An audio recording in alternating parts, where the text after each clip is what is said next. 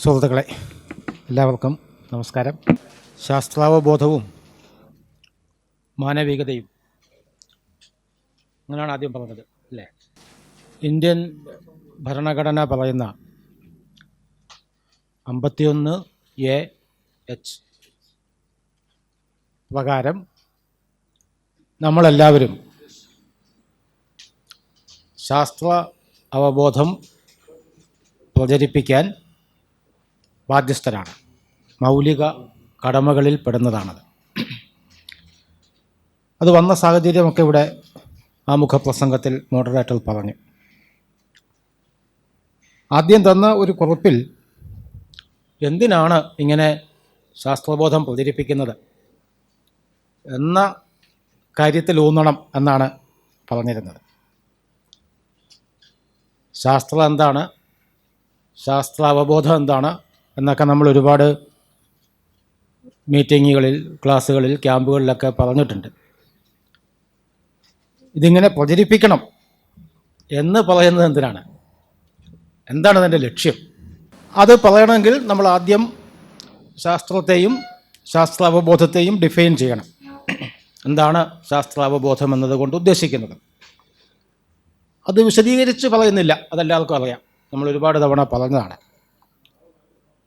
നമ്മുടെ ദൈനംദിന ജീവിതത്തിലെ, സാമൂഹ്യ ജീവിതത്തിലെ പ്രശ്നങ്ങൾ പരിഹരിക്കാൻ ശാസ്ത്രത്തിൻ്റെ രീതി ഉപയോഗിക്കാൻ തയ്യാറാവുക എന്നതാണ് ശാസ്ത്രാവബോധം കൊണ്ട് അർത്ഥമാക്കുന്നത്. പരീക്ഷയ്ക്ക് എഴുതാൻ വേണ്ടി മാത്രമല്ല എന്നർത്ഥം. ശാസ്ത്രം പഠിക്കുക എന്നുമല്ല അതിൻ്റെ അർത്ഥം.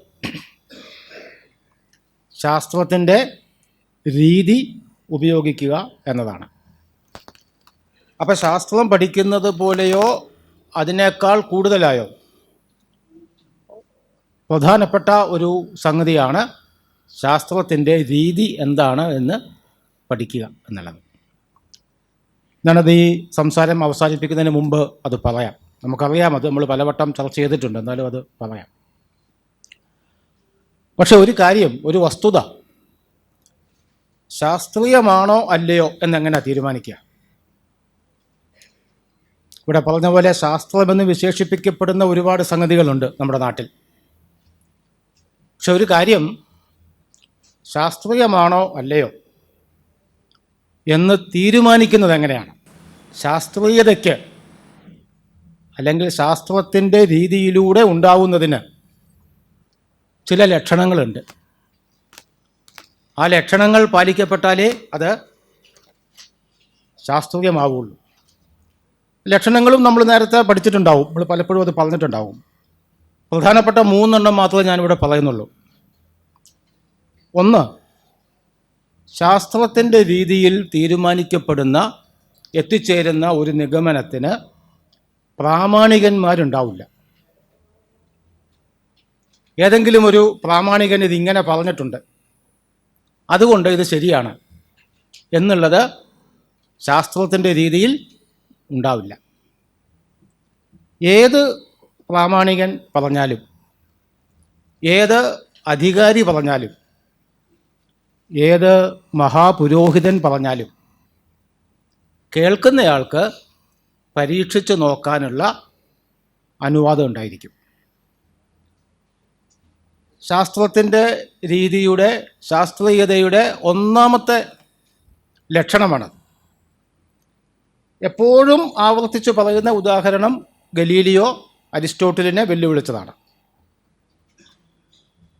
വിശദീകരിക്കുന്നില്ല, നിങ്ങൾ കേട്ടിട്ടുണ്ട്. സ്ത്രീകൾക്ക് എത്ര പല്ലുണ്ട് എന്ന ചോദ്യത്തിന് വ്യത്യസ്ത ഭാരമുള്ള 2 വസ്തുക്കൾ ഭൂമിയിലേക്ക് സ്വതന്ത്രമായി വീഴുമ്പോൾ ഏതാണ് ആദ്യം വരുന്നത് എന്ന ചോദ്യത്തിന് ഉത്തരം പറയുമ്പോഴൊക്കെ ഈ അരിസ്റ്റോട്ടിലും ഗലീലിയോവും തമ്മിലുള്ള ഒരു സംഘർഷം ഉണ്ട്. നമ്മളത് പലവട്ടം പഠിച്ചിട്ടും കേട്ടിട്ടുമൊക്കെ ഉണ്ടാവും. വെറുതെ ചോദിക്കാം, ഭാരം കൂടിയ ഒരു വസ്തുവും ഭാരം കുറഞ്ഞ വസ്തുവും ഒരേ സമയം മുകളിൽ നിന്ന് താഴേക്ക് വീഴുമ്പോൾ രണ്ടും സ്വതന്ത്രമായി താഴേക്ക് വീഴുകയാണ്. മറ്റ് ബലപ്രയോഗമൊന്നുമില്ലെങ്കിൽ ആദ്യം താഴെ എത്തുന്നത് ഏതായിരിക്കും? ഭാരം കൂടിയത്. ഭാരം കൂടിയത് എന്നാണ് അരിസ്റ്റോട്ടിൽ പറഞ്ഞത്. അത് സാധാരണ നമ്മളൊക്കെ വിചാരിക്കുന്ന ഒരു രീതിയാണ്. ഗലീലിയോയ്ക്ക് അത് പരീക്ഷിച്ച് നോക്കിയാലേ തൃപ്തിയാവുമായിരുന്നുള്ളൂ. അരിസ്റ്റോട്ടിൽ പറഞ്ഞ ഒരു കാര്യത്തെ സംശയിക്കുന്നത് തെറ്റാണ് എന്ന് കരുതിയിരുന്ന കാലമാണ് ഗലീലിയോയുടെ കാലം. കാരണം അരിസ്റ്റോട്ടിലിനെ മഹാനായ അരിസ്റ്റോട്ടിൽ എന്നേ ചരിത്രം വിശേഷിപ്പിച്ചിട്ടുള്ളൂ. അത്രയും പണ്ഡിതനാണ് അദ്ദേഹം. ഒരു കാര്യം പറഞ്ഞാൽ അങ്ങനെയാണ്, അതിനെ നിങ്ങൾ സംശയിക്കേണ്ട, ചോദ്യം ചെയ്യേണ്ട. പക്ഷെ ഗലീലിയോയ്ക്ക് തോന്നി അത് പരീക്ഷിക്കണം എന്ന്. അതാണ് പിസാ ഗോപുരത്തിലെ പ്രസിദ്ധമായ പരീക്ഷണം. ഗലീലിയോ പിസാ ഗോപുരത്തിൻ്റെ മുകളിൽ കയറി വ്യത്യസ്ത ഭാരമുള്ള 2 വസ്തുക്കൾ കയ്യിലെടുക്കുന്നു. ഭാരം അളന്ന് രേഖപ്പെടുത്തി ഗലീലിയോവിൻ്റെ കൂടെ ആളെ നിർത്തി ഏതാണ് ആദ്യം വരുന്നത് എന്ന് നിരീക്ഷിച്ച് രേഖപ്പെടുത്താൻ താഴെ ആളെ നിർത്തി. 2 വസ്തുക്കളും ഒരേ സമയം താഴേക്കിട്ടു. ജനക്കൂട്ടം കാത്തു നിൽക്കുന്നത് അരിസ്റ്റോട്ടിലിനെ വെല്ലുവിളിച്ച ഗലീലിയോവിൻ്റെ പരാജയം ആഘോഷിക്കാൻ വേണ്ടിയാണ്. ഇയാളിങ്ങനെ ധിക്കാരിയാണല്ലോ, എൻ്റെ പരാജയം ആഘോഷിക്കാൻ വേണ്ടിയാണ്. പക്ഷെ ആളുകളെ നിശബ്ദരാക്കിക്കൊണ്ട് 2 വസ്തുക്കളും ഒരേ സമയം താഴെ എത്തി. താഴേക്ക് ഉള്ള സ്വതന്ത്രമായ വീഴ്ചയുടെ വേഗതയെ നിർണ്ണയിക്കുന്ന ഘടകം വസ്തുവിൻ്റെ പിണ്ഡം, മാസ് അല്ല. അത് ഭൂമി പ്രയോഗിക്കുന്ന ആകർഷണ ബലമാണ്.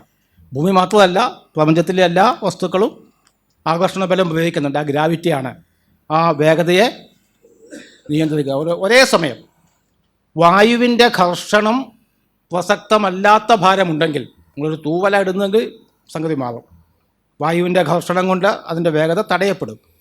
വായുവിൻ്റെ ഘർഷണം പ്രസക്തമല്ലാത്ത ഭാരമുള്ള ഏതു വസ്തു ഇട്ടാലും അത് ഒരേ സമയം ഒരേ വേഗതയിൽ താഴെ വന്ന് പതിക്കും. ഇത് ഗലീലിയോ തെളിയിച്ചതാണ്. ഞാനിത് പറഞ്ഞത് ഇങ്ങനെ പരീക്ഷിക്കാനുള്ള അധികാരം, അനുവാദം സയൻസിൽ മാത്രമേ ഉള്ളൂ, ശാസ്ത്രത്തിൽ മാത്രമേ ഉള്ളൂ. ബാക്കി എവിടെയും അങ്ങനെയല്ല. രാജാവ് പറഞ്ഞാൽ കേൾക്കണം, അധ്യാപകൻ പറഞ്ഞാൽ വിശ്വസിക്കണം, രക്ഷകർത്താക്കൾ പറഞ്ഞാൽ അനുസരിക്കണം, പുരോഹിതൻ പറഞ്ഞാൽ വിശ്വസിക്കണം. ഇങ്ങനെ അധികാരത്തെ മാനിക്കാത്ത, പ്രാമാണികന്മാരെ അംഗീകരിക്കാത്ത, എല്ലാവർക്കും പരീക്ഷിക്കാനുള്ള അനുവാദമുണ്ട് എന്നുള്ളതാണ് സയൻസിൻ്റെ ഒന്നാമത്തെ ലക്ഷണം. ഈ ലക്ഷണം പ്രസക്തമാകുന്നത് നമ്മുടെ ഈ വിഷയത്തിലാണ്. ഞാൻ അത് അവസാനിപ്പിക്കുന്നതിന് മുമ്പ് അത് പറയാം എന്തുകൊണ്ടത് പ്രസക്തമാണ് എന്നത്. സയൻസിൻ്റെ രണ്ടാമത്തെ സവിശേഷത, സമാനമായ ഒരു പരീക്ഷണം, ഒരു പരിശോധന സമാനമായ സാഹചര്യത്തിൽ ആര് ചെയ്താലും ഒരേ ഉത്തരം കിട്ടണം. കിട്ടിയില്ലെങ്കിൽ അത് സയൻസ് ആവില്ല. കാരണം പരിശോധിക്കുന്നയാളിൻ്റെ വ്യക്തിഗതമായ കഴിവുകളോ വ്യക്തിഗതമായ അയാളുടെ നിരീക്ഷണ രീതിയോ അവസാന ഫലത്തെ സ്വാധീനിക്കാൻ പാടില്ല. അത് വസ്തുനിഷ്ഠമാണ്, ആത്മനിഷ്ഠമല്ല. ബുദ്ധന് ഗയയിലെ മരത്തിൻ്റെ ചുവട്ടിൽ പോയി തപസ് ചെയ്താൽ ജ്ഞാനോദയമുണ്ടാവും. നമ്മൾ പോയി തപസ് ചെയ്താൽ അതുണ്ടാവില്ല. ബുദ്ധൻ്റെ അങ്ങനെ കിട്ടിയ അറിവ് ശാസ്ത്രീയമല്ല, സയൻസ് അല്ല. വസ്തുതാപരമായി ശരിയോ തെറ്റോ എന്നത് പിന്നത്തെ കാര്യം, സയൻറ്റിഫിക് അല്ല. ഹൈഡ്രജനും ഓക്സിജനും നിശ്ചിത അളവിൽ ഒന്നിച്ച് ഒരു ലബോറട്ടറിയിൽ ചേർത്താൽ വെള്ളമുണ്ടാവും. ആര് ചെയ്താലും വെള്ളം ഉണ്ടാവും. അപ്പം സമാനമായ പരീക്ഷണം സമാനമായ സാഹചര്യത്തിൽ ആര് ചെയ്താലും ഒരേ ഉത്തരം കിട്ടും എന്നത് സയൻസിൻ്റെ സവിശേഷതയാണ്. ശാസ്ത്രബോധം പ്രചരിപ്പിക്കേണ്ടത് ഒരു ഘടകം ഇതാണ്. അതും ഞാൻ അവസാനിക്കുന്നതിന് മുമ്പ് പറയാം. സയൻസിൻ്റെ മൂന്നാമത്തെ ലക്ഷണം, ഇതല്ലാതെ പിന്നെയും ചില ലക്ഷണങ്ങൾ നമുക്ക് വേണമെങ്കിൽ പറയാം. മൂന്നാമത്തെ ലക്ഷണം, ആ വസ്തുത, നമ്മൾ പറയുന്ന കാര്യം ശരിയോ തെറ്റോ എന്ന് തെളിയിക്കപ്പെടാനുള്ള ഒരു പരീക്ഷണത്തിന് വിധേയമാകണം, ആകാൻ മനസ്സുണ്ടായിരിക്കണം. അങ്ങനെ മനസ്സുള്ളത് മാത്രമേ സയൻസ് ആവുള്ളൂ. കാൾ സാഗൻ്റെ വളരെ പ്രസിദ്ധമായ ഒരു ഉപമയുണ്ട്, നിങ്ങൾ കേട്ടിട്ടുണ്ടാവും. ഒരുപാട് സമയമൊന്നും കിട്ടില്ല, അതുകൊണ്ട് ഞാൻ പെട്ടെന്ന് പറഞ്ഞു പോകും. അത് എൻ്റെ ഗാരേജിലെ ഡ്രാഗൺ എന്നാണ്. കേട്ടിട്ടുണ്ടോ? അത് കേൾക്കാത്തവരുണ്ടെങ്കിൽ പറയാം, കേട്ടെങ്കിൽ സമയം കളയണ്ട. എൻ്റെ ഗാരേജിൽ ഒരു ഡ്രാഗൺ ഉണ്ട് എന്ന് ഞാൻ നിങ്ങളോട് പറയുന്നു. നിങ്ങൾ എന്തു ചെയ്യും? ഇയാൾക്ക് വട്ടാണെന്ന് വിചാരിക്കും, അല്ലെങ്കിൽ ഇയാൾ തമാശ പറയുകയാണ് എന്ന് വിചാരിക്കും. ഞാൻ പറയുന്നു അങ്ങനെയല്ല, എൻ്റെ ഗാരേജിൽ ഒരു ഡ്രാഗൺ ഉണ്ട്. അപ്പോൾ നിങ്ങൾ എന്തു ചെയ്യും? എന്നാൽ ഒന്ന് പോയി നോക്കാം എന്ന് വിചാരിക്കും. പോയി നോക്കാം എന്നുള്ളത് സയൻസാണ്. ആര് പറഞ്ഞാലും വിശ്വസിക്കില്ല, ഞാൻ പോയി നോക്കും, കാണും. അപ്പം ഞാൻ നിങ്ങളെ എൻ്റെ ഗാരേജിലേക്ക് കൂട്ടിക്കൊണ്ടുപോയി. ഗാരേജ് അടച്ചിട്ടിരിക്കുകയാണ്, തുറന്നു. അതിനകത്ത് ഒരു പഴയ സൈക്കിളുണ്ട്, ഒരു ഇരുമ്പ് ഗോവണി ഇരിപ്പുണ്ട്, എൻ്റെ തറയിൽ മുഴുവനും പൊടി പിടിച്ചിട്ടുണ്ട്, മേൽക്കുരയിൽ മാവാല പിടിച്ചിട്ടുണ്ട്, ഡ്രാഗണെ കാണുന്നില്ല. അപ്പം ഞാൻ നിങ്ങളോട് പറയും, ഞാനൊരു കാര്യം പറയാൻ മറന്നുപോയി. എൻ്റെ ഡ്രാഗണെ നിങ്ങൾക്ക് നഗ്ന നേത്രങ്ങൾ കൊണ്ട് കാണാൻ കഴിയില്ല. ഡ്രാഗൺ അവിടെ ഉണ്ട്. അപ്പോൾ നിങ്ങൾ എന്തു ചെയ്യും? നിങ്ങൾ പറയും, ഒരു കാര്യം ചെയ്യാം, നമുക്ക് ഈ ഗാരേജിൻ്റെ തറയിൽ പൊടി മണൽ വിരിക്കാം. അപ്പോൾ ഈ ഡ്രാഗൺ നടക്കുമ്പോൾ അതിൻ്റെ കാൽപാദങ്ങൾ പതിയും, ഡ്രാഗണെ കാണാം, കണ്ടുപിടിക്കാം. ഇത് സയൻസാണ്. എങ്ങനെ? ഒരു പരീക്ഷണം നടത്തി ഡ്രാഗണിൻ്റെ സാന്നിധ്യം ഉറപ്പാക്കുന്നത് പരീക്ഷണമാണ്. ഞാൻ നിങ്ങളോട് പറയും, നിങ്ങൾ സയൻസ് പഠിച്ചിട്ടുണ്ട്, നിങ്ങൾ മിടുക്കരാണ്. പക്ഷെ ഒരു കാര്യം പറയാൻ ഞാൻ മറന്നുപോയി, എൻ്റെ ഡ്രാഗൺ നടക്കുമ്പോൾ പാദങ്ങൾ നിലത്ത് മുട്ടാറില്ല. അങ്ങനെയാണ് പോകുന്നത്. അപ്പം നിങ്ങൾക്ക് പിന്നെയും ആലോചിക്കാം. നിങ്ങൾ പറയും, സ്പ്രേ പെയിൻ്റ് ഉണ്ട്. അപ്പോൾ ഒരു സ്പ്രേ പെയിൻറ്റ് മെഷീൻ കൊണ്ടുവന്നിട്ട് ഇങ്ങനെ പെയിൻറ്റ് ചെയ്താൽ ഡ്രാഗണിൻ്റെ ശരീരത്തിൽ പെയിൻറ്റ് പതിയും. അപ്പോൾ നമുക്കതിൻ്റെ രൂപം കാണാമല്ലോ. അപ്പം ഞാൻ നിങ്ങളെ അഭിനന്ദിക്കും. ഇത് മൂന്നാമത്തെ പരീക്ഷണമാണ്, ഡ്രാഗൺ ഉണ്ടോ എന്ന് കണ്ടുപിടിക്കാൻ വേണ്ടി. അപ്പം ഞാൻ നിങ്ങളെ വീണ്ടും അഭിനന്ദിക്കും, നിങ്ങൾ വളരെ ബുദ്ധിമാന്മാരാണ്.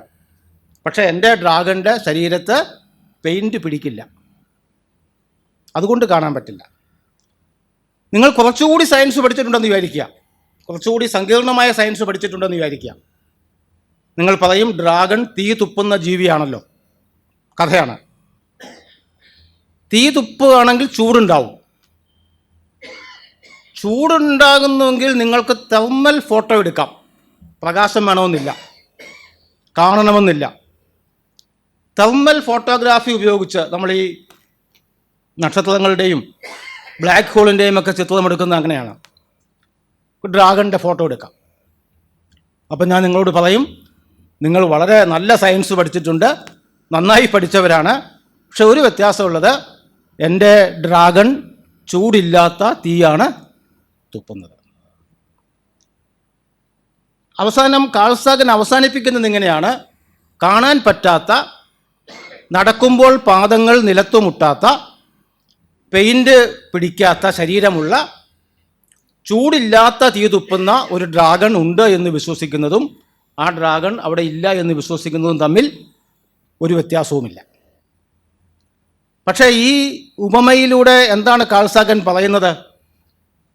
എൻ്റെ ഗാരേജിൽ ഒരു ഡ്രാഗൺ ഉണ്ട് എന്ന പ്രസ്താവന ഒരു പരിശോധനയ്ക്ക് വിധേയമാക്കാൻ ഞാൻ സമ്മതിക്കില്ല. നിങ്ങൾ ഏതൊരു പരിശോധന പറഞ്ഞാലും അതിൽ നിന്ന് ഞാനൊരു വ്യവസ്ഥ വെച്ച് മാറ്റിക്കളയും. അങ്ങനെ മാറ്റാൻ പറ്റില്ല. ഏതെങ്കിലും ഒരു പരീക്ഷണത്തിന് വിധേയമാകണം. ഈ വ്യവസ്ഥകളൊക്കെ ആദ്യം പറഞ്ഞാൽ മതി. ഈ വ്യവസ്ഥയ്ക്ക് ആദ്യം പറഞ്ഞാൽ ഈ വ്യവസ്ഥയ്ക്ക് പുറത്തുള്ള ഒരു പരീക്ഷണം ഡിസൈൻ ചെയ്യാൻ പറ്റും. പരീക്ഷണങ്ങൾ വരുമ്പോൾ നിങ്ങൾ വ്യവസ്ഥകൾ മാറ്റി മാറ്റി പരിശോധനയ്ക്കും പരീക്ഷണത്തിനും ആകാത്ത ഒരു പ്രസ്താവന പറയാൻ പാടില്ല. അത് സയൻസ് അല്ല. ഇതുപോലെ വേറെയും ചില ലക്ഷണങ്ങൾ നമുക്ക് സയൻസിനെ കുറിച്ച് പറയാം, കുറച്ച് അധികം ഉണ്ട്. അത് മുഴുവനിലേക്കും പോകുന്നില്ല, അത് പോയാൽ നമ്മുടെ സമയം നമ്മുടെ വിഷയത്തിലേക്ക് വരാൻ പറ്റാതെ വരും. അപ്പം ഇങ്ങനെ ഒരു വസ്തുത ശാസ്ത്രീയമാകണമെങ്കിൽ അതിന് ചില വ്യവസ്ഥകൾ പാലിച്ചിരിക്കണം. 2, ഈ ശാസ്ത്രത്തിൻ്റെ രീതി എന്താണ്? ശാസ്ത്രത്തിൻ്റെ രീതി സാമൂഹ്യ പ്രശ്നങ്ങൾ പരിഹരിക്കാൻ, വ്യക്തിഗത പ്രശ്നങ്ങൾ പരിഹരിക്കാൻ ആ രീതി ഉപയോഗിക്കുന്നതിനെയാണ് ശാസ്ത്രബോധം, ശാസ്ത്ര അവബോധം എന്ന് വിളിക്കുന്നത്. അങ്ങനെയാണെങ്കിൽ ശാസ്ത്രത്തിൻ്റെ രീതി എന്താണ്? ഞാനത് പറയണ്ട എന്ന് വിചാരിച്ചതാണ്, നമ്മളെല്ലാവരും പലപ്പോഴും പഠിച്ചിട്ടുണ്ടാവുമെന്നതുകൊണ്ട്. പക്ഷെ നിങ്ങൾ കാൾ സാഗൻ്റെ ഉപമ കേട്ടിട്ടില്ല എന്ന് പറഞ്ഞതുകൊണ്ടാണ് ഞാനിത് പറയേണ്ടി വരുന്നത്. ഒത്തിരി പുറകോട്ട് പോകേണ്ടി വരും. എന്താണ് ശാസ്ത്രത്തിൻ്റെ രീതി? ഞാനിത് 3ാം ക്ലാസ്സിലെ കുട്ടികൾക്ക് എടുത്ത ഒരു ക്ലാസ്സാണ്, ശാസ്ത്രത്തിൻ്റെ രീതി എന്താണ് എന്ന്. ഞാൻ അവർക്ക് കൊടുത്തത് ഒരു സന്ദർഭമാണ്, ഒരു സാങ്കല്പിക സന്ദർഭം. നിങ്ങൾ തനിയെ വീട്ടിലിരിക്കുന്നു, സമയം രാത്രിയാണ്, നല്ല മഴ പെയ്യുന്നുണ്ട്. അപ്പോൾ കരണ്ട് പോയി, ഇരുട്ടായി. നിങ്ങളൊരു ടോർച്ച് എടുത്ത് കയ്യിൽ പിടിച്ചിരിക്കുകയാണ്. അപ്പോൾ മുറ്റത്ത് അപരിചിതമായൊരു ശബ്ദം കേട്ടു. നിങ്ങൾ ആ ടോർച്ച് ആ ശബ്ദം കേട്ട ദിക്കിലേക്ക് തെളിച്ചു. ടോർച്ച് തെളിഞ്ഞില്ല. എന്തായിരിക്കും കാരണം?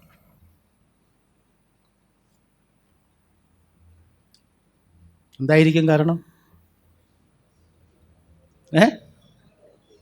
പെട്ടെന്ന് പറഞ്ഞു. ഒന്നുകൂടെയൊക്കെ കുത്തി നോക്കി, പക്ഷെ ടോർച്ച് തെളിഞ്ഞില്ല. എന്തായിരിക്കും കാരണം? ചാർജ് ഉണ്ടാവില്ല. അല്ലെങ്കിൽ ബാറ്ററി ഇടുന്ന ടോർച്ച് ആണെങ്കിൽ ബാറ്ററി തിരിച്ചായിരിക്കും, നേരെ ഇട്ടിട്ടുണ്ടാവില്ല. ബൾബ് ഫീസായിട്ടുണ്ടാവാം, സ്വിച്ച് കേടായിട്ടുണ്ടാവാം, പല കാരണങ്ങൾ ഉണ്ടാവും. ഇങ്ങനെ തോന്നാൻ എന്താ കാരണം? ഇതൊക്കെ ആയിരിക്കാം കാരണം തോന്നാൻ എന്താ കാരണം? അതെ, പക്ഷെ ഇങ്ങനെയൊക്കെ തോന്നാൻ, ബാറ്ററി പോയതായിരിക്കാം എന്ന് തോന്നാൻ എന്താ കാരണം? മുൻപ് എപ്പോഴോ ടോർച്ച് തെളിയാതെ വന്നപ്പോൾ നോക്കിയിട്ടുണ്ടോ, അന്നേരം ബാറ്ററി പോയതായിരുന്നു. അല്ലെങ്കിൽ മുമ്പ് എപ്പോഴോ ടോർച്ച് തെളിയാതെ വന്നിട്ടുണ്ട്, അപ്പോൾ നോക്കിയപ്പോൾ സ്വിച്ച് കേടായിരുന്നു. മുൻ അനുഭവങ്ങളുടെ അടിസ്ഥാനത്തിൽ നമ്മൾ കാരണങ്ങളെ ഊഹിച്ചെടുക്കുക ചെയ്യുക. എല്ലാം ഊഹങ്ങളാണ്. അങ്ങനെ ഊഹിച്ചു കഴിഞ്ഞാൽ പിന്നെ എന്തു ചെയ്യും?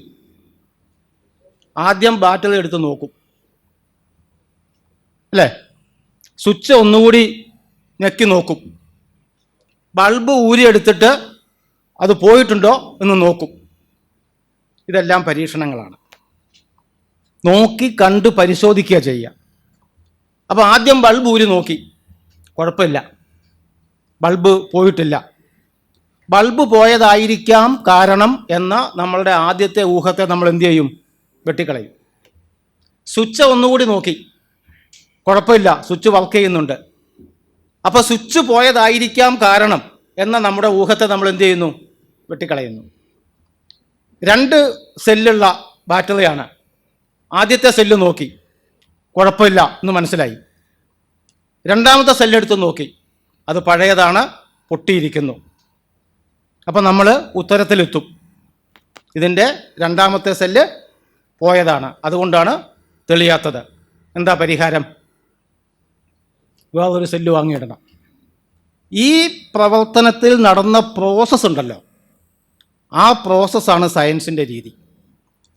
സയൻസ് ഏത് പ്രശ്നത്തെ സമീപിക്കുമ്പോഴും ഈ പ്രോസസ്സാണ് പിന്തുടരുക. എന്താണ്? ഒന്ന്, ആദ്യം ഒരു പ്രശ്നം അനുഭവപ്പെടുന്നു. ഇവിടെ ടോർച്ച് തെളിഞ്ഞില്ല, ഒരു പ്രശ്നമാണ്, പ്രശ്നം അനുഭവപ്പെട്ടു. പ്രശ്നത്തിൻ്റെ കാരണം എന്തായിരിക്കാം എന്ന് മുൻ അനുഭവങ്ങളുടെ അടിസ്ഥാനത്തിൽ ഊഹിച്ച് പട്ടികപ്പെടുത്തുന്നു. ഓരോ ഊഹവും പരിശോധിക്കുന്നു. മൂന്നാമത്തത്, പരിശോധനയിൽ തെറ്റാണ് എന്ന് കാണുന്ന ഊഹങ്ങൾ തള്ളിക്കളയുന്നു. പരിശോധനയിൽ ശരിയാണെന്ന് കാണുന്ന ഊഹത്തെ സ്വീകരിക്കുന്നു. അപ്പോൾ അതിൻ്റെ പേര് മാറും, നിഗമനം എന്നാകും. അവസാനം വരുമ്പോൾ ആദ്യത്തേത് ഊഹമാണ്, അനുമാനമാണ്. അവസാനം വരുമ്പോൾ നിഗമനമാണ്. നിഗമനത്തിൻ്റെ അടിസ്ഥാനത്തിൽ പ്രശ്ന പരിഹരണത്തിനുള്ള നിർദ്ദേശം ഉണ്ടാക്കുന്നു. ഏത് ശാസ്ത്രീയ പ്രവർത്തനത്തിൻ്റെയും പ്രക്രിയ ഇതാണ്, ഈ രീതിയാണ്. ഇങ്ങനെ പരിശോധിക്കുമ്പോൾ പരിശോധനയിൽ തെറ്റാണെന്ന് കാണുന്ന ഏത് ഊഹത്തെയും അനുമാനത്തെയും തള്ളിക്കളയും, നിർദാക്ഷിണ്യം തള്ളിക്കളയും. ഇത് ഞങ്ങളുടെ ഹെഡ് മാസ്റ്റർ പറഞ്ഞതാണ് ഇങ്ങനെ, അതുകൊണ്ട് അത് ശരിയാണ്, അങ്ങനെ ഇല്ല. അല്ലെങ്കിൽ ഇത് ഞങ്ങളുടെ പള്ളിയിൽ അച്ഛൻ പറഞ്ഞതാണ്, ഇത് ബാറ്ററി പോയിട്ടാണ് തെളിയാത്തതെന്ന്. അങ്ങനെയില്ല. പരിശോധിച്ച് നോക്കുമ്പോൾ തെറ്റാണെങ്കിൽ തള്ളിക്കളയും, ആ ശരി മാത്രം എടുക്കും. ഇതാണ് പ്രോസസ്സ്. ഈ പ്രോസസ്സ് നിത്യജീവിതത്തിൻ്റെ, സാമൂഹ്യ ജീവിതത്തിൻ്റെ പ്രശ്നങ്ങൾ പരിഹരിക്കാൻ വേണ്ടി ഉപയോഗിക്കാനുള്ള മനസ്സാണ് ശാസ്ത്രാവബോധം. ഇതെന്തിനാ വേണം എന്ന് വാശി പിടിക്കണേ? ഇത് വേണമെന്ന് വാശി പിടിക്കാനുള്ള ഒരുപാട് കാരണങ്ങളുണ്ട്. ഇപ്പോഴത്തെ വർത്തമാനകാല സാഹചര്യം എടുത്താൽ, ഇപ്പോൾ നമ്മൾ ജീവിക്കുന്ന യുഗത്തിന് ഒരു പുതിയ പേരുണ്ട്. ആ പേര് കേട്ടിട്ടുണ്ടാവും, കേട്ടിട്ടുണ്ട്, നിങ്ങൾ ചർച്ച ചെയ്തിട്ടുണ്ടാവും. കഴിഞ്ഞ ഒരു 10-15 വർഷങ്ങളായി ലോകം മുഴുവനും ഒരു പുതിയ യുഗത്തിലാണ്. സത്യാനന്തര യുഗമാണ്, പോസ്റ്റ് ട്രൂത്ത് എര. എന്താ സത്യാനന്തരം എന്ന് പറഞ്ഞാൽ? സത്യം കടന്നുപോയി എന്നല്ല, മുമ്പ് സത്യമുണ്ടായിരുന്നു അതിപ്പോഴില്ല എന്നല്ല, ഇപ്പോൾ ധാരാളം പേര് നുണ പറയുന്നുണ്ട് എന്നുമല്ല. സത്യാനന്തര യുഗത്തിന് ചില സവിശേഷതയുണ്ട്. അതിലൊന്നാമത്തെ സവിശേഷത, സത്യത്തിന് സവിശേഷമായ സ്ഥാനമൊന്നുമില്ല എന്നാണ്. സത്യം പറയണം എന്നതിന് സവിശേഷമായ പദവിയൊന്നുമില്ല. നിങ്ങൾക്ക് നുണ പറയാനും അവകാശമുണ്ട്.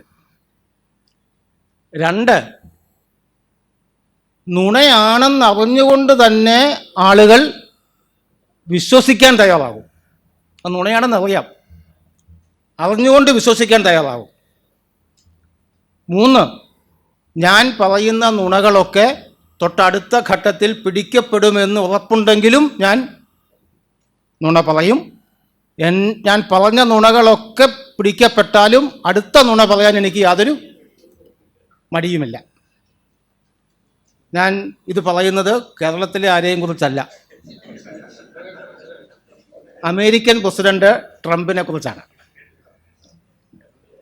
ട്രംപ് അദ്ദേഹം ആദ്യത്തെ തവണ പ്രസിഡന്റ് ആയപ്പോൾ 4 കൊല്ലമാണല്ലോ അമേരിക്കൻ പ്രസിഡന്റിൻ്റെ കാലാവധി. അദ്ദേഹം ആ 4 വർഷം കൊണ്ട് 30,573 സത്യവിരുദ്ധമായ പ്രസ്താവന നടത്തി എന്ന് വാഷിങ്ടൺ പോസ്റ്റ് കണ്ടെത്തി. ഒരു ദിവസം ശരാശരി 21 നുണകൾ. ഈ 30,573 നുണകളും വാഷിങ്ടൺ പോസ്റ്റ് അതിൻ്റെ വസ്തുത വെളിപ്പെടുത്തി, അവരുടെ ഫാക്ട് ചെക്കിംഗ് സംവിധാനത്തിലൂടെ വെളിപ്പെടുത്തി. ആ വെളിപ്പെടുത്തിയതിനെ ട്രംപ് ചോദ്യം ചെയ്തേ ഇല്ല. ഒരു നുണ പറയുന്നു, അതിൻ്റെ വസ്തുത പുറത്തു വരുന്നു, അടുത്ത നുണ പറയുന്നു, അതിൻ്റെ വസ്തുത പുറത്തു വരുന്നു. അങ്ങനെ 30,573 എണ്ണം പുറത്തു വന്നിട്ടും 74ാമത്തെ നുണ പറയാൻ ട്രംപിന് മടിയില്ലായിരുന്നു. അപകടം അവിടെയല്ല, ട്രംപ് പറയുന്ന കാര്യങ്ങൾ ശരിയാണെന്ന് അമേരിക്കയിലെ 1/3 ആളുകൾ ഇപ്പോഴും വിശ്വസിക്കുന്നുണ്ട്. നമ്മൾ നിൽക്കുന്നത് ഒട്ടും സുരക്ഷിതമല്ലാത്ത ഒരു സ്ഥലത്താണ്. നമ്മൾ ഏത് യുക്തിചിന്ത ഉപയോഗിച്ച് സത്യത്തിലെത്തിയാലും അപ്പുറത്ത് നിൽക്കുന്നത് ഈ സത്യാനന്തര യുഗത്തിലെ മനുഷ്യനാണ്. ഇപ്പോൾ അവർക്കിത് വിശ്വസിക്കണമെന്ന് നിർബന്ധമില്ല, അവർക്ക് വിശ്വസിക്കാൻ വേറെ കാരണങ്ങളുണ്ട്. വസ്തുനിഷ്ഠ വിശദാംശങ്ങളെക്കാൾ വൈകാരികമായ അപേക്ഷകളോ വ്യക്തിഗത വിശ്വാസങ്ങളോ ആണ് പൊതുജന അഭിപ്രായത്തെ രൂപപ്പെടുത്തുന്നത്. അതാണ് സത്യാനന്തര കാലത്തിൻ്റെ സവിശേഷത. സത്യാനന്തര കാലത്തെക്കുറിച്ച് കുറേ ചരിത്രമുണ്ട്. 1992 ആദ്യം അങ്ങനെ ഒരു പ്രയോഗം വരുന്നത്. 2014 റാൽഫ് കീറ്റ്സ് ആണ് അങ്ങനെ ഒരു പുസ്തകം എഴുതുന്നത്. അത് പിന്നീട് UN ഒരു ആ വാക്കിനെ വേർഡ് ഓഫ് ഇയറായി 2016 പ്രഖ്യാപിക്കുന്നു. അങ്ങനെയാണ് അതിലേക്ക് വരിക. ഇതിൻ്റെയൊക്കെ പരിശോധനയിൽ എന്താ അപകടം എന്ന് ചോദിച്ചാൽ, സത്യാനന്തര കാലം വന്നു കഴിഞ്ഞാൽ പരിക്കേൽക്കുന്ന 2 അറിവ് ഉൽപാദന രീതികളാണ് സയൻസും യുക്തിചിന്തയും. കാരണം ഇത് രണ്ടും യഥാർത്ഥ വസ്തുതകളെ വെച്ച് വിശകലനം ചെയ്ത് ഉത്തരത്തിലെത്തുന്ന അറിവുൽപാദന രീതികളാണ്. ആ യഥാർത്ഥ വസ്തുതകൾക്ക് പ്രത്യേക പദവിയൊന്നുമില്ലെങ്കിൽ സത്യാനന്തര കാലത്ത് ശാസ്ത്രത്തിനും നിലനിൽപ്പുണ്ടാവില്ല, യുക്തിചിന്തയ്ക്കും നിലനിൽപ്പുണ്ടാവില്ല. നിലനിന്നില്ലെങ്കിൽ എന്താ കുഴപ്പം എന്നൊരു കാര്യമുണ്ട്, നമുക്കത് പറയാം. കൗതുകകരമായി ഒരു കാര്യം കൂടി പറയാം. ഇത്തരം കാലത്ത് 3 തരം നുണകളെക്കുറിച്ചാണ് നമ്മൾ സംസാരിക്കുന്നത്. ഒന്നാമത്തെ നുണ പണ്ട് മുതലേ ഉള്ളതാണ്, അത് കുറച്ചൊക്കെ ആവശ്യവുമാണ്. അതിൻ്റെ പേര് നോബിൾ ലൈ എന്നാണ്, കുലീനമായ കള്ളം. അത് കുറച്ചൊക്കെ ആവശ്യമാണെന്നാണ്. ഇപ്പം നിങ്ങൾ രാവിലെ നടക്കാൻ ഇറങ്ങുന്നു, നിങ്ങൾക്ക് ഒട്ടും ഇഷ്ടമില്ലാത്ത ഒരു പിന്തിരിപ്പൻ മൂരാച്ചി നിങ്ങൾക്കെതിരെ നടന്നു വരുന്നു. നിങ്ങൾക്ക് അയാളോട് നോക്കാനോ സംസാരിക്കാനോ താല്പര്യമൊന്നുമില്ല, പക്ഷെ എന്നാലും നിങ്ങൾ അയാളെ കാണുമ്പോൾ ഒന്ന് ചിരിച്ച് വിഷ് ചെയ്യും. അതൊരു നുണയാണ് സത്യത്തിൽ.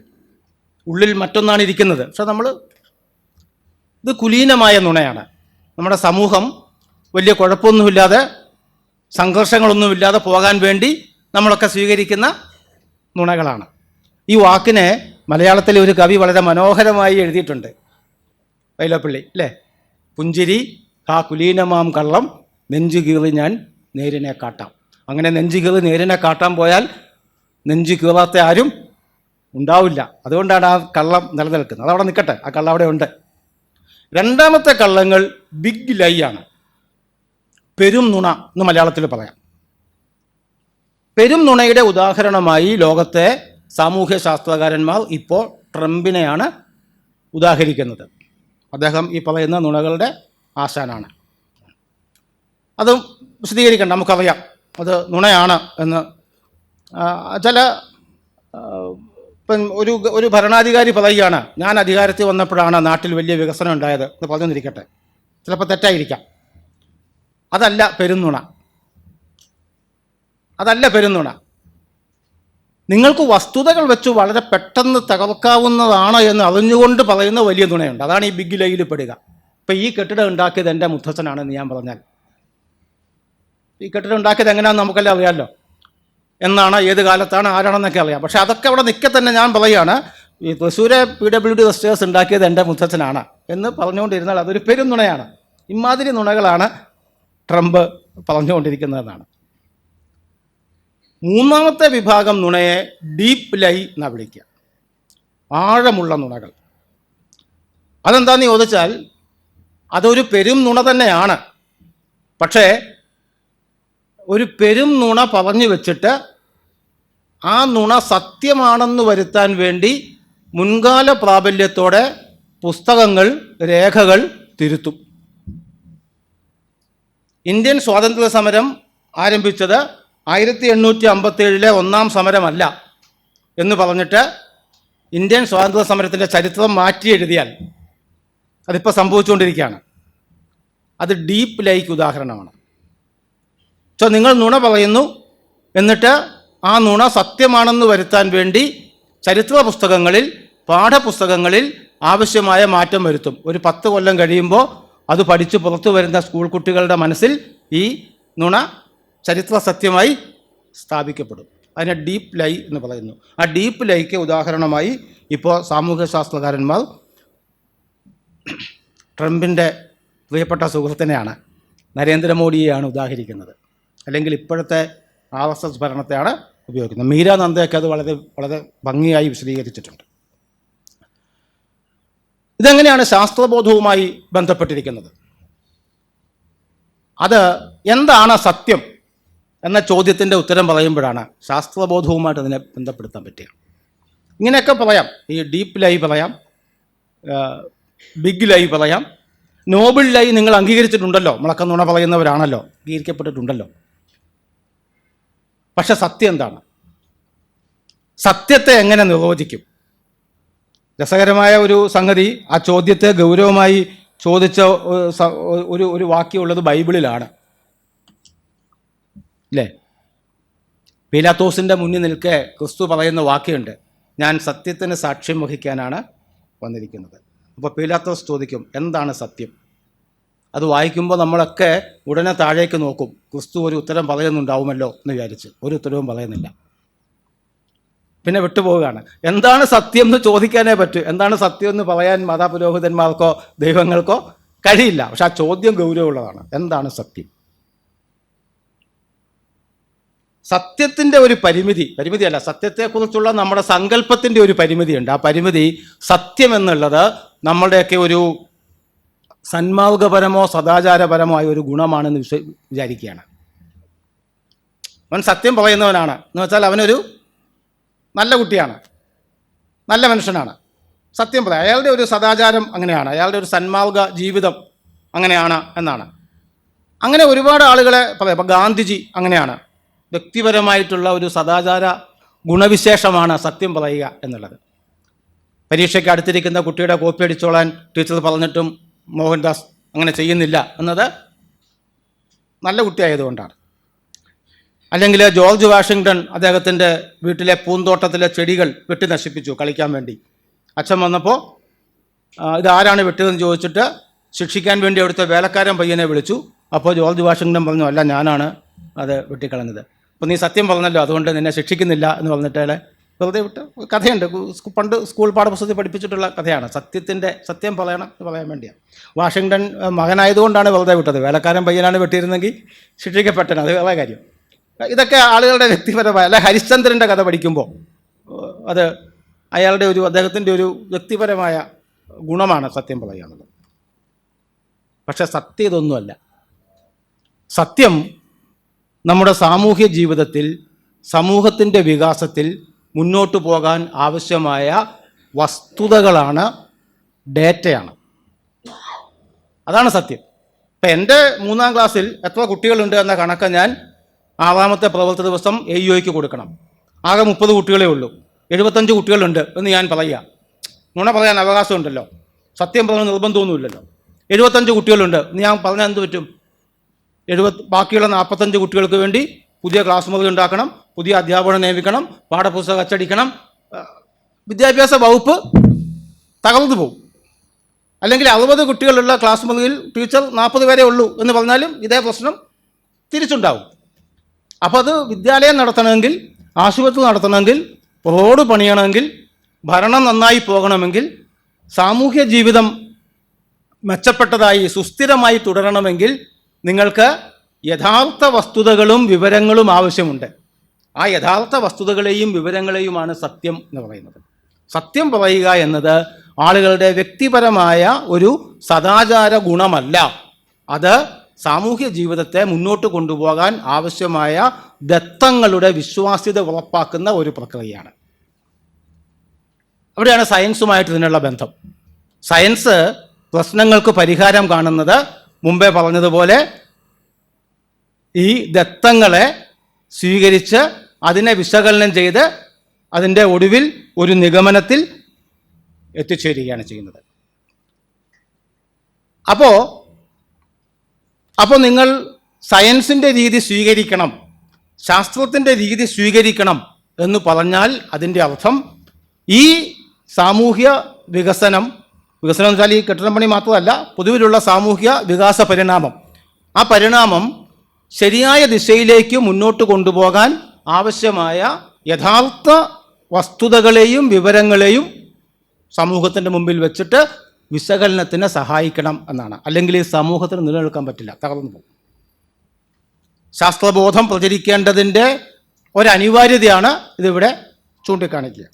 ഇത് ശാസ്ത്രം പഠിച്ചത് കൊണ്ട് പറ്റില്ല എന്ന് മോഡറേറ്റർ പറഞ്ഞ കാര്യത്തിൽ എനിക്ക് പൂർണ്ണ യോജിപ്പാണ്. അത് ഒരുപാട് കാര്യമുണ്ട്. ഒരു ഉദാഹരണം ഞാൻ പറയാം, നിങ്ങളെല്ലാവരും അത് വായിച്ചിട്ടുണ്ടാവും. ഇത് ഞാൻ ഇൻ്റർനെറ്റിൽ കണ്ട ഒരു അറിവാണ്. ഇത് ഞാനൊരു ഫിസിക്സ് അധ്യാപകനോട് പറഞ്ഞപ്പോൾ അദ്ദേഹം വളരെ ആദരവോടെ, ബഹുമാനത്തോടെ, വിശ്വാസത്തോടെ, ഭയഭക്തി ബഹുമാനത്തോടെ എഴുന്നേറ്റ് നിന്നു. അത് സംഗതി ഇങ്ങനെയാണ്: ഇന്ത്യയിലെ 8 മഹാശിവക്ഷേത്രങ്ങൾ ഒരേ അക്ഷാംശരേഖയിലാണ്, നേർരേഖയിലാണ്, അടുത്തടുത്തുള്ളതല്ല. ഒരെണ്ണം ഉത്തരാഖണ്ഡിലെ കേദാർനാഥിലാണ്, 3 തമിഴ്നാട്ടിലെ തിരുവണ്ണാമലയും ചിദംബരവും തിരുവനായ്ക്കലുമാണ്, അതിനിടയ്ക്കാണ് ബാക്കിയുള്ളതെല്ലാം. ആന്ധ്രയിലെ കളഹസ്തി, തെലുങ്കാനയിലെ കലേശ്വരം, കാഞ്ചിയിലെ ഏകാംബരേശ്വർ, 8 മഹാശിവക്ഷേത്രങ്ങൾ, 79 എന്ന അക്ഷാംശരേഖയിലാണ്, കിഴക്കേ അക്ഷാംശരേഖയിലാണ്. രേഖാംശരേഖയിലാണ്, കിഴക്കേ രേഖാംശത്തിലാണ്. അതുകൊണ്ട് 79 കിഴക്കേ രേഖാംശം ശിവ രേഖാംശമാണ്. ഇത് ഇന്ത്യയിലെ പൗരാണിക ശാസ്ത്രജ്ഞന്മാർക്ക് ഈ അക്ഷാംശവും രേഖാംശവും ഒക്കെ പാശ്ചാത്യർ കൊണ്ടുവരുന്നതിന് മുമ്പേ അറിയാമായിരുന്നു. അത് കണ്ടുപിടിക്കാൻ അവർക്ക് സങ്കീർണമായ ഉപകരണങ്ങളൊന്നും ആവശ്യമില്ലായിരുന്നു. അവരുടെ ജ്ഞാനദൃഷ്ടി കൊണ്ട് ഇത് ഏത് രേഖയിലാണ് നിർമ്മിക്കേണ്ടതെന്ന് അറിയാമായിരുന്നു. ഇത് നിങ്ങളൊരു ഫിസിക്സ് അധ്യാപകരുടെ ക്ലാസ്സിൽ പറഞ്ഞു നോക്കൂ, ജോഗ്രഫി അധ്യാപകരോട് പറഞ്ഞു നോക്കൂ, ഒരാളും എതിർക്കില്ല. നിങ്ങൾക്ക് സംശയം ഉണ്ടെങ്കിൽ എന്ത് ചെയ്യാം? അപ്പോൾ ഇൻ്റർനെറ്റിൽ സെർച്ച് ചെയ്യാം, ഈ കാര്യങ്ങൾ കിട്ടും.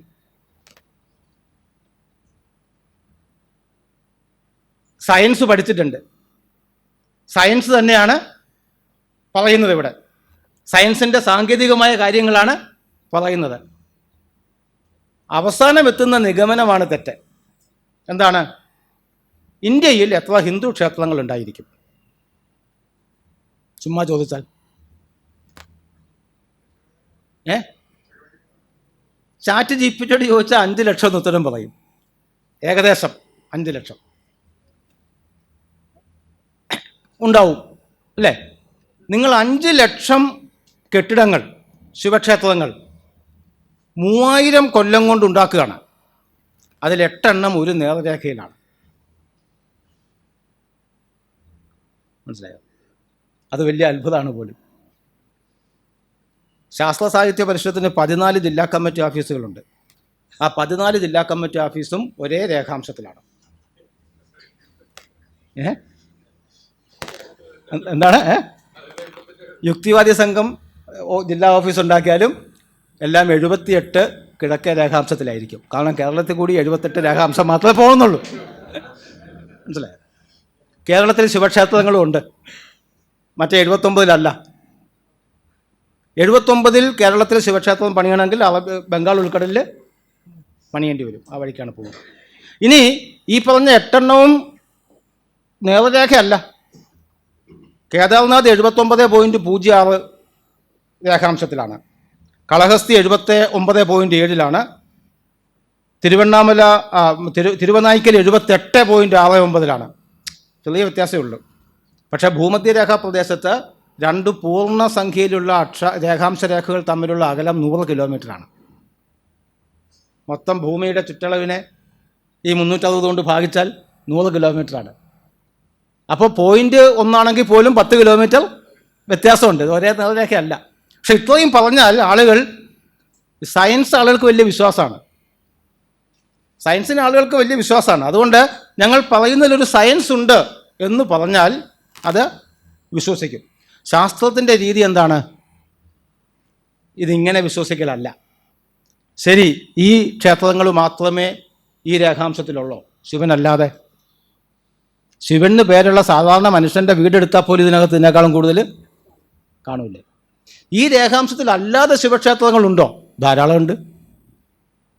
അപ്പം നിങ്ങൾ അവസാനം എത്തുന്ന നിഗമനം തെറ്റാണ് എന്ന് പറയാൻ പറ്റണം. അങ്ങനെ പറയാൻ പറ്റുമ്പോഴാണ് ശാസ്ത്രബോധം, ശാസ്ത്ര അവബോധമുള്ളത്. ഇത് മനസ്സിലാക്കാൻ ശാസ്ത്രം പഠിച്ചാൽ മതി.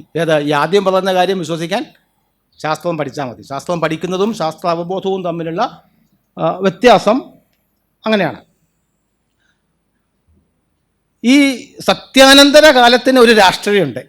ആ രാഷ്ട്രീയമാണ് ഈ ശാസ്ത്രാവബോധവുമായി നേരിട്ട് ഏറ്റുമുട്ടുന്നത്. സത്യാനന്തര കാലത്തിൻ്റെ രാഷ്ട്രീയം എന്ന് പറഞ്ഞാൽ വസ്തുതകളോ വിവരങ്ങളോ പവിത്രങ്ങളായി കാണുന്നില്ല. വസ്തുതകളെയും വിവരങ്ങളെയും അത് പവിത്രമായി കാണുന്നില്ല. അതുകൊണ്ട് അധികാരപ്രയോഗത്തിനും അധികാരത്തിനെതിരെയുള്ള പ്രതിരോധത്തിനും നിങ്ങൾക്ക് വസ്തുതകളുടെ പിൻബലം വേണ്ട. വസ്തുതകളുടെ പിൻബലം വേണ്ട. നിങ്ങൾക്ക് എന്ത് നുണയും പറയാം. വാട്സാപ്പ് എടുത്ത് നോക്കൂ, എന്ത് നുണയും പറയാം. ഞാൻ പറയുന്നത് നുണയാണല്ലോ എന്ന് ഒരു കുറ്റബോധവുമില്ലാത്ത നുണകൾ വരുന്നുണ്ട്. വാട്സാപ്പിന് മുമ്പും അങ്ങനെ ഉണ്ടായിരുന്നു നുണകൾ പ്രചരിപ്പിക്കുന്നതിൽ. പൊതുജന അഭിപ്രായവും മാധ്യമ വിവരങ്ങളും ഏതുകൊണ്ട് ഈ നുണ പറയുന്നു എന്നതുകൊണ്ട് പൊതുജന അഭിപ്രായവും മാധ്യമ വിവരണവും ആശയത്തിൻ്റെ സത്തയിൽ നിന്ന് വേർപെട്ടിരിക്കും. നിങ്ങൾ പറയുന്നതിനൊരു തെളിവുമില്ല എന്നർത്ഥം. വിശ്വസിക്കുകയല്ലാതെ വേറെ വഴിയില്ല. വിശ്വസിക്കുന്നവർക്ക് മാത്രമേ അതിൽ നിലനിൽപ്പുള്ളൂ. നിങ്ങൾ ചോദ്യം ചോദിക്കാനുള്ള അധികാരമില്ല. ചോദ്യം ചോദിച്ചാൽ ഇത് പൊളിഞ്ഞു പോകും എന്നാണ്. അതുകൊണ്ട് ചോദ്യം ചോദിക്കരുത് എന്ന് പറയുന്നിടത്താണ് ശാസ്ത്രബോധത്തിൻ്റെ നിരാസം ഉണ്ടാകുന്നത്. ഇനി ചരിത്രത്തിൻ്റെയും നിരാസം ഉണ്ടാവും ഇതിനകത്ത്. 1857 സമരമല്ല ഒന്നാം സ്വാതന്ത്ര്യ സമരം എന്ന് പറഞ്ഞാൽ നമ്മുടെ ദേശീയ പ്രസ്ഥാനത്തിൻ്റെ ചരിത്രപരത നഷ്ടപ്പെട്ടു പോയി. പിന്നെ ഏതാണ് ഒന്നാം സമരം? 857 മുമ്പ് ബ്രിട്ടീഷുകാർക്കെതിരെ സമരം ചെയ്ത ഒരുപാട് ആളുകളുണ്ട്, ഇല്ലേ? വേലുത്തമ്പി ദളവ, സമയത്തിൻ്റെ പ്രശ്നമുണ്ടോ? വേലുത്തമ്പി ദളവ 857 മുമ്പാണ്. പഴശ്ശിരാജ 857 മുമ്പാണ്. ഉത്തരേന്ത്യ എടുത്താൽ ഒരുപാട് നാട്ടുരാജാക്കന്മാർ ബ്രിട്ടീഷുകാർക്കെതിരായി യുദ്ധം ചെയ്തിട്ടുണ്ട്. ആ യുദ്ധങ്ങളൊക്കെ അവരവരുടെ രാജാധികാരം സംരക്ഷിക്കാൻ വേണ്ടിയാണ്. 857 സമരത്തിൽ, കലാപത്തിൽ വിവിധ നാട്ടുരാജാക്കന്മാർ ഒന്നിച്ചു ചേർന്ന് ഒരു ദേശീയ പ്രസ്ഥാനമായി മാറി. അതൊരു കൊളോണിയൽ വിരുദ്ധ സമരത്തിൻ്റെ സ്വഭാവമുണ്ടാക്കി. അതുകൊണ്ടാണ് അതിനെ 857 സമരമാണ് ഒന്നാം സ്വാതന്ത്ര്യ സമരം. അതല്ല വേലുത്തമ്പിയുടേതോ പഴശ്ശിരാജയുടെയോ അല്ലെങ്കിൽ അതുപോലെ ഉത്തരേന്ത്യയിലുള്ള ഏതെങ്കിലും നാട്ടുരാജാവിൻ്റെതോ ആണോ എന്ന് പറഞ്ഞാൽ ഈ ചരിത്രത്തെ നിരസിക്കാൻ പറ്റും. ചരിത്രത്തെ നിരസിച്ച് പുതിയ കഥയുണ്ടാക്കുന്നു. വസ്തുതകളെ മാറ്റി പകരം നിങ്ങളുടെ ഭാവനയിൽ നിന്ന് നിങ്ങൾക്ക് ആകർഷകമായി പറയാവുന്ന വിശദീകരണങ്ങളെ വെച്ചിട്ട് അതിനെ മറികടക്കുന്നു. അങ്ങനെ വന്നു കഴിഞ്ഞാൽ ഈ സമൂഹത്തിന് ഒരു സിദ്ധാന്തത്തിൻ്റെയോ ദർശനത്തിൻ്റെയോ ഒന്നും ഭാരമില്ലാത്ത തൂവൽ കനമുള്ള ഒരു സമൂഹമായി നമ്മൾ മാറിപ്പോകും. ഇത് കേരളത്തിലടക്കം വലിയ തോതിൽ നമ്മൾ അനുഭവിക്കുന്നുണ്ട്. എങ്ങനെയാണെന്ന് ചോദിച്ചാൽ, ഇപ്പോൾ ആരാണ് ദീർഘമായ പ്രസംഗം കേൾക്കുന്നത്? അല്ലേ? ഇപ്പോഴാരാണ് ദീർഘമായ പുസ്തകം വായിക്കുന്നത്? ഇപ്പോഴത്തെ പുതിയ മാധ്യമങ്ങളിൽ 1 മിനിറ്റ് 2 മിനിറ്റുള്ള റീലായി എല്ലാം പറയാമല്ലോ. നിങ്ങൾക്ക് നിങ്ങൾ പറയുന്ന കാര്യം 1 മിനിറ്റിലെ റീലിൽ പറയാൻ പറ്റാത്തത് നിങ്ങളുടെ കയ്യിൽ സാങ്കേതിക വിദ്യ ഇല്ലാത്തത് കൊണ്ടല്ലേ? നിങ്ങൾക്ക് ആ സാങ്കേതിക വിദ്യ മനസ്സിലാക്കാൻ പറ്റാത്തതുകൊണ്ടല്ലേ? അല്ല എന്നാണ് ഉത്തരം. ഒരാശയത്തെ ആദ്യം പറഞ്ഞതുപോലെ നിഗമനങ്ങൾ, പരീക്ഷണങ്ങൾ, ഊഹങ്ങൾ, പരീക്ഷണങ്ങൾ, നിഗമനം എന്ന അടിസ്ഥാനത്തിൽ ചിട്ടപ്പെടുത്തിയ ഒരാശയത്തെ സ്ഥാപിച്ചെടുക്കണമെങ്കിൽ അതിന് ദീർഘമായ വിശദീകരണങ്ങൾ വേണ്ടിവരും. ഒരാശയത്തെ യുക്തിസഹമായി വിശദീകരിച്ച് ഒടുവിൽ ഒരു നിഗമനത്തിലെത്തണമെങ്കിൽ ദീർഘമായ വിശദീകരണങ്ങൾ വേണ്ടിവരും. നിങ്ങൾ പറയാൻ ആഗ്രഹിക്കുന്ന അവസാനത്തെ പോയിന്റ് ആകർഷകമായി അവതരിപ്പിച്ചാൽ മതിയെങ്കിൽ 1 മിനിറ്റ് റീല് മതി. 1 മിനിറ്റ് റീല് കൊണ്ട് ദാസ് ക്യാപിറ്റൽ പൂർത്തിയാക്കണം എന്ന് പറഞ്ഞിരുന്നെങ്കിൽ അല്ലേ കാൾ മാർക്സ് വിഷമിച്ചു പോകുകയുള്ളൂ. അവസാനത്തെ ഉത്തരം വേണമെങ്കിൽ പറയാം, 1 മിനിറ്റ് കൊണ്ട് അങ്ങനെ തെളിയിക്കാം. അങ്ങനെ വരുമ്പോൾ ഒരു വിജ്ഞാന വിരോധമുണ്ടാവും. അറിവിനോട്, വിജ്ഞാനത്തോട് ഒരു എതിർപ്പ്. നിങ്ങൾ പറയുന്ന പഞ്ച് ഡയലോഗാണ് ലോകത്തെ മാറ്റുന്നത്, ആളുകളെ ആകർഷിക്കുന്നത്. നിങ്ങൾ യുക്തിസഹമായോ ശാസ്ത്രീയമായോ വിശദീകരിച്ചെത്തുന്ന നിഗമനമല്ല എന്ന് വരും. അങ്ങനെ വന്നാൽ യാഥാർത്ഥ്യത്തിൽ നിന്ന് ഏറെ അകലെയായിരിക്കും സമൂഹം എത്തിച്ചേരുന്ന നിഗമനം. അതുകൊണ്ടാണ് ശാസ്ത്രാവബോധം അനിവാര്യമാണ് എന്ന്. ശാസ്ത്രാവബോധം ഉണ്ടെങ്കിൽ മാത്രമേ നിങ്ങൾക്ക് വസ്തുനിഷ്ഠ ഡേറ്റയെ വെച്ചിട്ട് നിഗമനത്തിലെത്തി അവസാനത്തെ ഉത്തരത്തിലെത്താൻ പറ്റൂ. ആ ഉത്തരം പ്രചരിപ്പിക്കാൻ വേണ്ടി നിങ്ങൾക്ക് വേണമെങ്കിൽ റീൽ ഉണ്ടാക്കാം, വാട്സാപ്പ് ഉപയോഗിക്കാം, ഇൻസ്റ്റ ഉപയോഗിക്കാം. ഫേസ്ബുക്കിൽ ഇപ്പോൾ ആളുകൾ ചെറിയ കുറിപ്പേ വായിക്കൂ. നമുക്കൊന്നും ഫേസ്ബുക്കിൽ എഴുതാൻ പറ്റാത്ത അതുകൊണ്ടാണ്. ചെറിയ കുറിപ്പേ വായിക്കുള്ളൂ. സീ മോർ എന്ന് കണ്ടാൽ പിന്നെ അത് വായിക്കില്ല, വിട്ടുകളെ. നിങ്ങളിത് മുഴുവൻ എന്ത് ചെയ്യണം? ചുരുക്കി കൊണ്ടുവരണം. ആദ്യം പറഞ്ഞ പടികളെല്ലാം പോകും, ശാസ്ത്രത്തിൻ്റെ രീതി മൊത്തം പോകും. ഇൻസ്റ്റ വന്നപ്പോൾ കുറച്ചുകൂടി പോയി, ഒരു ഫോട്ടോയും ഒരു ക്യാപ്ഷനും മാത്രമേ ഉള്ളൂ. അതുകൊണ്ടാണ് ഫേസ്ബുക്ക് അമ്മാവന്മാരുടെയും ഇൻസ്റ്റ കുട്ടികളുടേതുമാണെന്ന് പറയുന്നത്. അപ്പോൾ അതിലൊരു ഫോട്ടോയും ക്യാപ്ഷനും മാത്രമേ ഉള്ളൂ. യുക്തിസഹമായി ചിന്തിക്കാൻ, ശാസ്ത്രത്തിൻ്റെ രീതിയിൽ നിഗമനത്തിലെത്താനുള്ള സമൂഹത്തിൻ്റെ കഴിവിനെ തകർക്കുക എന്ന ഒരു ലക്ഷ്യമുണ്ട് അതിനകത്ത്.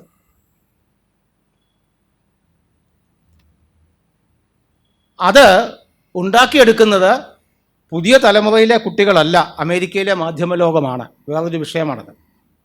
മാധ്യമലോകമാണ്. അവരുടെ മുന്നിൽ ശാസ്ത്രം, സയൻസ് മറ്റെല്ലാ കഥകളെയും പോലെ ഒരു കഥ പറച്ചിൽ മാത്രമാണ്, ഒരു ബഹുദാഖ്യാനമാണ്. അങ്ങനെ പറയുമ്പോഴാണ് നമ്മൾ ഒരു വിജ്ഞാന വിരോധത്തിലേക്ക് എത്തിച്ചേരുന്നത്. ആ വിജ്ഞാന വിരോധം അശാസ്ത്രീയതയിലേക്കാണ് നയിക്കുന്നത്. ആ അശാസ്ത്രീയതയാണ് അന്ധവിശ്വാസങ്ങളെ പോഷിപ്പിച്ചുകൊണ്ടിരിക്കുന്നത്. നിങ്ങൾ വിജ്ഞാനം വേണ്ട, യുക്തിസഹമായ ചിന്ത വേണ്ട, ശാസ്ത്രത്തിൻ്റെ രീതി വേണ്ട എന്ന് തീരുമാനിച്ചാൽ നിങ്ങൾ അന്ധവിശ്വാസങ്ങളെ സ്വീകരിക്കാൻ മനസ്സിൻ്റെ വാതിൽ തുറന്നിടുകയാണ്. തുറന്നിട്ട് കഴിഞ്ഞാൽ പിന്നെ ഏതൊക്കെ അന്ധവിശ്വാസം വരുമെന്ന്, ഈ അന്ധവിശ്വാസമൊക്കെ പറ്റുള്ളൂ, മറ്റൊന്നും വേണ്ട, അങ്ങനെ പറയാൻ പറ്റില്ല. സ്വീകരിക്കാൻ സജ്ജമായി കഴിഞ്ഞു, തയ്യാറായി കഴിഞ്ഞു.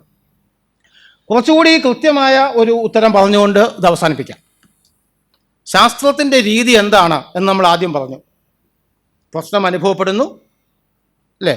ഊഹങ്ങൾ കൊണ്ട് കാരണങ്ങൾ ഊഹിച്ചെടുക്കുന്നു, പരിശോധിക്കുന്നു, നിഗമനത്തിൽ എത്തുന്നു. നമ്മുടെ ഇന്നത്തെ ജനാധിപത്യ കാലത്ത് സാമൂഹ്യ പ്രശ്നങ്ങൾ പരിഹരിക്കാൻ നമ്മൾ സ്വീകരിക്കുന്ന രീതി ഇത് തന്നെയാണ്. സാമൂഹ്യ പ്രശ്നങ്ങൾ അനുഭവപ്പെടുന്നു, അത് കൂട്ടായി ചൂണ്ടിക്കാണിക്കുന്നു, ഓരോരുത്തരും അതിനെപ്പറ്റി വ്യത്യസ്തമായ അഭിപ്രായങ്ങൾ പറയുന്നു, അഭിപ്രായങ്ങൾ പരിശോധിക്കുന്നു, ഒടുവിൽ സമൂഹം ഒരു തീരുമാനത്തിലെത്തുന്നു. നമ്മുടെ തെരഞ്ഞെടുപ്പിൻ്റെയൊക്കെ പിന്നിലുള്ള ഒരു സന്ദേശം, ആശയം ഇതാണ്. തെരഞ്ഞെടുപ്പ് സമയത്ത് എല്ലാവരും സാമൂഹിക പ്രശ്നങ്ങളും ഞങ്ങളുടെ പരിഹാര മാർഗങ്ങളും അവതരിപ്പിക്കും. ഓരോരുത്തർക്കും വ്യത്യസ്ത അഭിപ്രായങ്ങൾ പറയാം. മാധ്യമങ്ങളിൽ ചർച്ച വരുന്നു, ജനങ്ങൾ പറയുന്നു, ചായക്കടയിൽ സംസാരിക്കുന്നു, ബാർബർ ഷോപ്പിൽ സംസാരിക്കുന്നു, പലതരം അഭിപ്രായങ്ങൾ പറയുന്നു. നിങ്ങളൊരു നിഗമനത്തിലെത്തുന്നു. ആ നിഗമനം നടപ്പിലാക്കാൻ ആളുകളെ ചുമതലപ്പെടുത്തുന്നു.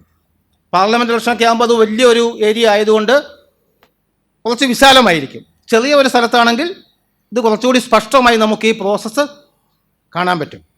അതായത് ശാസ്ത്രത്തിൻ്റെ രീതിയുടെ സാമൂഹ്യ പ്രയോഗമാണ് ജനാധിപത്യം. ശാസ്ത്രത്തിൻ്റെ രീതിയിൽ നിങ്ങൾ ലബോറട്ടറിയിൽ ഒരു നിഗമനത്തിൽ എത്തുന്ന അതേപോലെ തന്നെയാണ് ഒരു സാമൂഹ്യ പ്രശ്നം പരിഹരിക്കാൻ ജനാധിപത്യം ഒരു രീതി സ്വീകരിക്കുന്നത്. ശാസ്ത്രീയ രീതിയുടെ സാമൂഹ്യ പ്രയോഗമാണ് യഥാർത്ഥത്തിൽ ജനാധിപത്യം. അതുകൊണ്ട് ശാസ്ത്ര അവബോധമില്ലാത്ത ഒരു സമൂഹത്തിൽ ജനാധിപത്യം നിലനിൽക്കുകയില്ല. ചർച്ചയുടെ ഏതെങ്കിലും ഘട്ടത്തിൽ ഒരു പ്രാമാണികൻ വന്ന് പറയും, ഇതാണ് അന്തിമമായി തീരുമാനിക്കേണ്ടത്, ശരി, അത് അംഗീകരിച്ചു. അപ്പോൾ ജനാധിപത്യം ഇല്ല. അതുകൊണ്ട് ജനാധിപത്യം നിലനിൽക്കണമെങ്കിൽ ശാസ്ത്രാവബോധം പുലർന്നേ മതിയാവൂ, യുക്തിചിന്തയും പുലർന്നേ മതിയാവൂ. നമ്മുടെ സമൂഹം മൊത്തം എടുത്താൽ 3 തരത്തിലുള്ള വിപ്ലവങ്ങൾ, മാറ്റങ്ങൾ സംഭവിച്ചിട്ടുണ്ട്. സമയമില്ല, അതുകൊണ്ട് 1, 2, 3 പറയാം. ഒന്നാമത്തത് മനുഷ്യൻ സമൂഹമായി മാറിയതാണ്. ആദിമ മനുഷ്യൻ ഒരു സമൂഹമായി മാറുന്നു. സമൂഹമായി മാറിയപ്പോഴാണ് മനുഷ്യൻ ആർജിത വിജ്ഞാനത്തെ മറ്റുള്ളവരിലേക്ക് പകരാൻ പ്രാപ്തനാക്കിയത്. രണ്ടാമത്തേത് നാഗരികത ഉണ്ടായതാണ്. നാഗരികത ഉണ്ടായപ്പോഴാണ് ചിട്ടയായി ജീവിക്കാനും ആസൂത്രണം ചെയ്യാനും പഠിച്ചത്. ഇത് രണ്ടും വളരെ പണ്ട് സംഭവിച്ചതാണ്. മൂന്നാമത്തെ മാറ്റം ശാസ്ത്രീയമായ വിവരങ്ങളുടെ അടിസ്ഥാനത്തിൽ സാമൂഹിക ജീവിതത്തിനുണ്ടാകുന്ന പരിണാമമാണ്. ആ മൂന്നാമത്തെ മാറ്റം സംഭവിച്ചതോടുകൂടി മനുഷ്യൻ പ്രകൃതിയെ ആശ്രയിച്ച് ജീവിക്കുന്ന ഒരു പരാന്ന ജീവിയല്ല, ഒരു പരാതമല്ല. മനുഷ്യൻ പ്രകൃതിയെ നിയന്ത്രിച്ചുകൊണ്ട് തന്നെ ജീവിക്കുന്ന ഒന്നായി മാറി. അതിന് സഹായിക്കുന്നത് ഈ ശാസ്ത്രത്തിൻ്റെ രീതിയാണ്. ആ ശാസ്ത്രത്തിൻ്റെ രീതി നന്നായി ഉപയോഗിക്കുന്നില്ലെങ്കിൽ ഈ രീതി കൊണ്ട് തന്നെ, അല്ലെങ്കിൽ ഈ ജീവിതം കൊണ്ട് തന്നെ അപകടം ഉണ്ടാവും. ഈ കാരണങ്ങൾ കൊണ്ടാണ് ശാസ്ത്രാവബോധം ഉണ്ടാവണം എന്ന് നമ്മൾ വാശി പിടിക്കുന്നത്. നന്ദി. പ്രസക്തമായ ഒരു ക്ലാസ്സാണ് കഴിഞ്ഞിരിക്കുന്നത്. നമ്മൾ 1 മണിക്കൂർ പിന്നിൽ ഓടിക്കൊണ്ടിരിക്കുകയാണ്. അപ്പോൾ സ്വാഭാവികമായും ഇതുമായി ബന്ധപ്പെട്ട് നിങ്ങൾക്ക് ജോജി മാഷ് വളരെ സംശയത്തിന് ഇടവരാത്ത വിധത്തിൽ ക്ലാസ് എടുത്തു കഴിഞ്ഞിട്ടുണ്ട്. ശ്രീ ജോജി കൂട്ടുമ്മൽ ശാസ്ത്രാവബോധവും മാനവികതയും എന്ന വിഷയത്തിൽ നമുക്കൊന്നും സംശയമില്ലാത്ത രീതിയിലാണ് അദ്ദേഹം വളരെ രസകരമായി ലളിതമായി അവതരിപ്പിച്ചു. അദ്ദേഹത്തിൻ്റെ അധ്യാപന വൈഭവം ഇവിടെ പ്രകടമായിരുന്നു. കുട്ടികളൊക്കെ, അദ്ദേഹത്തിൻ്റെ ക്ലാസ്സിൽ പഠിക്കുന്ന കുട്ടികളൊക്കെ വളരെ രസമായിട്ട് ക്ലാസ് തീർക്കുന്നുണ്ടായിരിക്കും എന്ന് വിചാരിക്കുന്നു. ഏതായാലും എനിക്ക് സംശയങ്ങളില്ല. നന്ദി, ആശംസകൾ. അതിൻ്റെ അവസാന ഭാഗമാണത്. മാനവികത പുലരുന്നത് നിങ്ങൾ എത്രമാത്രം ജനാധിപത്യപരമായി ജീവിക്കുന്നു എന്നതിൻ്റെ അടിസ്ഥാനത്തിലാണ്. എല്ലാ പൗരാവകാശങ്ങളെയും അംഗീകരിക്കുമ്പോൾ, ആവശ്യമുള്ള മുഴുവൻ ആളുകളെയും പിന്തുണ കൊടുത്ത് ചേർത്ത് പിടിക്കുമ്പോൾ, മറ്റുള്ളവരുടെ വാക്കുകളെ സംഗീതം പോലെ ആസ്വദിക്കുന്ന ഒരു ഘട്ടത്തിൽ ജനാധിപത്യത്തിൻ്റെ പൂർത്തീകരണത്തിൽ മാനവികതയുള്ളൂ. അല്ലാത്ത ഒരു ഘട്ടത്തിൽ നമുക്ക് മാനവികതയെക്കുറിച്ച് സംസാരിക്കാൻ സാധ്യമല്ല. ശാസ്ത്രാവബോധം വ്യാപിക്കുമ്പോഴാണ് ജനാധിപത്യം തുടങ്ങുന്നത്. അത് വികസിക്കുമ്പോഴാണ് നമ്മൾ മാനവികതയിലെത്തുക. വലിയൊരു വിഷയമാണ്. ഒരുപാട് സമയം എടുക്കേണ്ടി വരും. ഓക്കെ, നന്ദി.